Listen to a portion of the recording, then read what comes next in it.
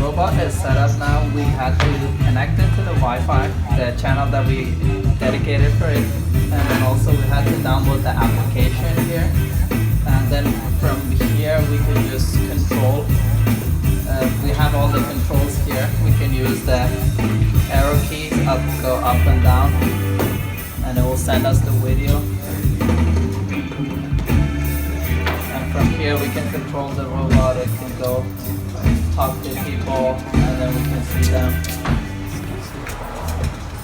And we see this part of the video is going to be showing up here. And that's the board. Let's try to see how far we use it.